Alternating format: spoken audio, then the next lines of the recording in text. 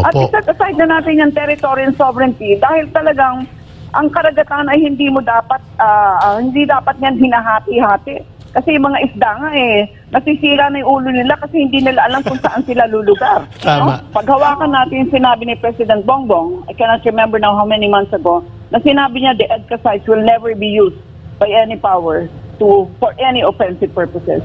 Panghawakan natin yun. Kalkalin mo yun, Eric, dahil sinabi niya talaga yun. Kapag hindi nagkaroon ng change of mindset from ownership to stewardship, we will really go to war. Magsasalpukan talaga yan. Ito nga mga kababayan, bago natin ituloy ang video na ito, kung bago ka lang sa aking YouTube channel baka pwede makahingi ng like at subscribe at click mo na rin ang notification bell para updated ka sa aking nilalabas na bagong video. Salamat po.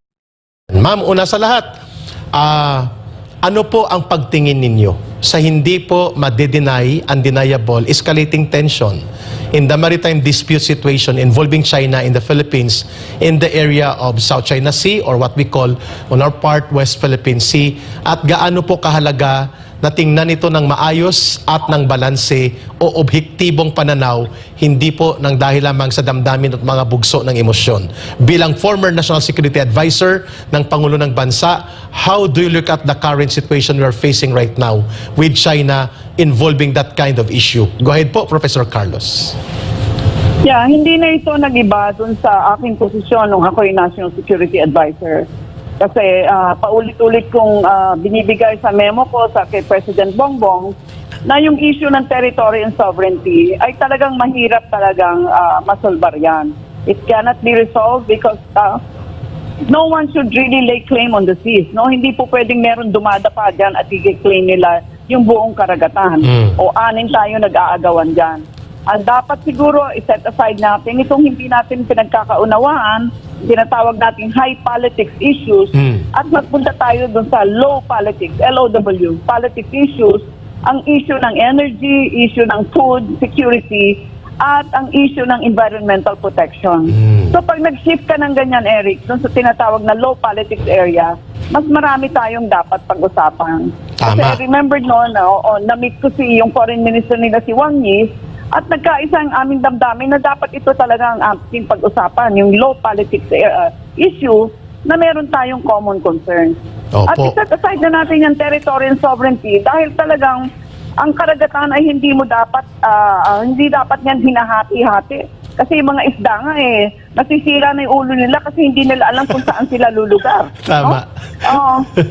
Hindi Ma'am, ba? napakaganda ng sinabi ninyo, Professor Carlos, that we should focus to low politics issue which concerns directly the economy, kabuhayan, livelihood, and productivity and enhancement of social well-being ng mga tao both sa China, sa Pilipinas, at sa mga neighboring countries rather than escalate the military side aspect ng ating hindi pagkakasundo sa maritime area na ito, na sabi mo nga, it cannot be claimed as an exclusive territory ng ninumang bansa that includes China and even our country. Ma'am, how important is that for the perspective or change of views ng mga namamahala ng ating foreign relations, including starting with the President? Napaka-importante nito at mabuti na binanggit mo yung change of view or change of mindset kasi yung ownership ay dapat maging stewardship. Nobody can own anything, you know? This is the heritage of mankind and we should just be protecting it for future generations. So sino naman ng mga bansa na yan na dadapaan mo lahat ng karagatan na yan at aangkinin mo na iyo? Angkin kasi is ownership Let's move away from the concept of ownership at magpunta tayo sa konsepto ng stewardship. Stewardship means taking care of the environment, the sea resources, the seabed resources for this generation and future generations. This is what it means, no? Kasi nakita mo naman, isang planeta lang tayo, no?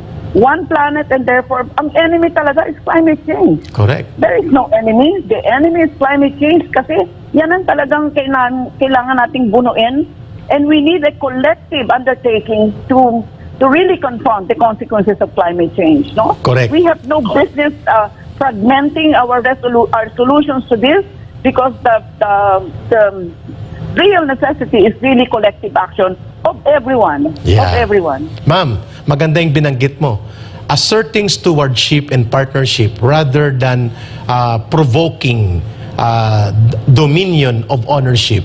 Maganda po yung bananggit ninyo na yan sapagkat yan ay nakaangkla sa linya ng diplomasya, while ang ownership or asserting dominion of ownership sa isang lugar na hindi naman pwedeng pagmamayarian ng eksklusibo ng isang bansa, like ngayon ang maritime area nito sa West Philippines or South China Sea, nagkakaroon ng military escalation, na military approach ang nagaganap lalo na sa pagitan ng China at ng Pilipinas. Do you agree na doon na tayo pumunta at naiiwan ang diplomasya that will be more beneficial, more reasonable, and more makatarungan para sa bansa at sa mamamayan ng lahat ng bansang concerned? How do you look at that? Nobody wants to go to war. I Yes. think China wants to sell to the world. We also want to sell our pineapples, mangoes, etc. Nobody wants to go to war. And paghawakan natin yung sinabi ni President Bongbong, I cannot remember now how many months ago, na sinabi niya the EDCA sites will never be used by any power for any offensive purposes.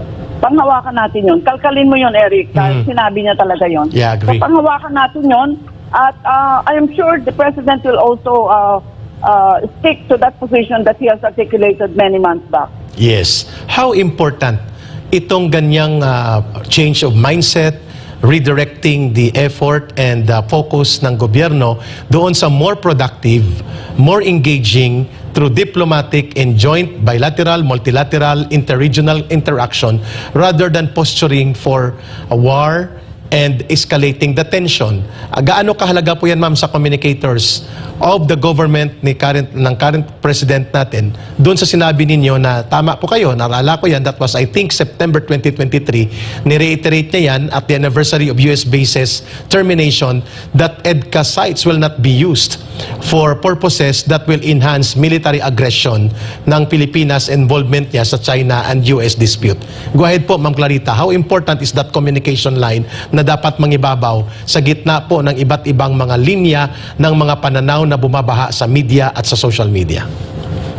It's not only important, Eric, it is fundamental. Yes. Fundamental, ibig sabihin, yan ang base, yan ang foundation. Kapag hindi nagkaroon ng change of mindset from ownership to stewardship, we will really go to war. Magsasalpukan talaga yan. Diba natandaan mo noong 1988, yung Vietnam ay nagtanim ng kanilang flag dun sa isang pinag-aawayan nila sa Spratly. Correct. Binunot ng China, tinanim yung flag ng China, binunot ng Vietnam, tinanim muli ng flag ng Vietnam. Ano nangyari? 100 Vietnamese namatay. Correct. Gusto ba natin yan ang maging kahinatnan natin? No. No life should be wasted in the altar of wanting to own a certain part of the sea. As we said, there is only one ocean, there is only one ecology. Very fundamental, Eric. Yung change of mindset, there is only one ocean and there is only one ecology. And therefore, it's not the diplomats, it's not the politicians who will solve the issue. It is really the marine scientists. It is really the scientists. It is us, political scientists, who will exchange views with political scientists of China, Vietnam, and the other claimant countries, which will really provide the resolution to the conflict. Correct. Yung diplomats and politicians, yan na lang po kayo sa margins, no? Kami pong mga yung mga scientists po ang magre-resolve po ng issue na yan. At ang tawag po niyan ay low politics of functionalism. Functionalism simply means that there will be layers and layers of cooperation of non-political actors. And the academe is a non-political actor. Agree. Napakaganda ng tinuran po ninyo, Professor Carlos. At kung kaya dahil dyan, ay magtatanong po kami sa inyo, ma'am. When candidate Marcos Jr. was still a presidential candidate in the debate sponsored by SMNI sila Pastor doon sa probe, you were instrumental in giving the president a shining moment to explain how he is going to approach itong delicate and sensitive issue regarding sa relasyon ng China at Pilipinas. At sinabi mo doon sa pagtatanong mo sa kanya, yung inexplain mo yung multipolar world, inexplain mo yung pagkakaroon ng iba't ibang alignment and alyansa sa ekonomiya and even sa geopolitical situation.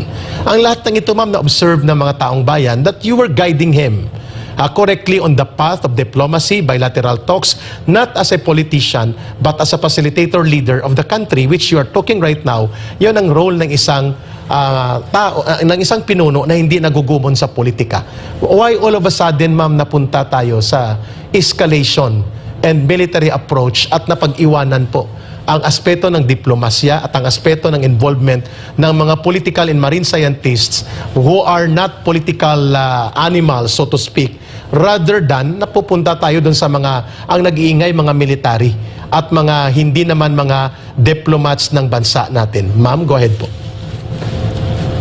Bago ako nag-resign noong middle of January of 2023, isa sa mga memos ko sa President really would be delving on this issue.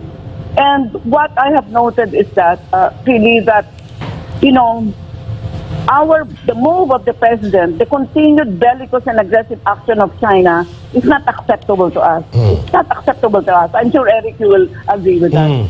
And therefore, we need to do something or we lose faith in the international community. So I really spoke to the officers of the Chinese embassy and I told them, kayo yung nagtulak kay President Bongbong na magpunta at humingi ng tulong sa Amerika. Kasi ang unang-una niyang statement, foreign policy statement na China is our friend, our neighbor, our partner. Diba? Gusto natin lamanan yon. At bakit yung leader ninyo si Xi Jinping, sinasabi din niya, we're looking towards shared prosperity, shared resources, shared future. Nasa Belisari niyan, ay dinadapaan niyo yung buong South China Sea. Hello? Oh.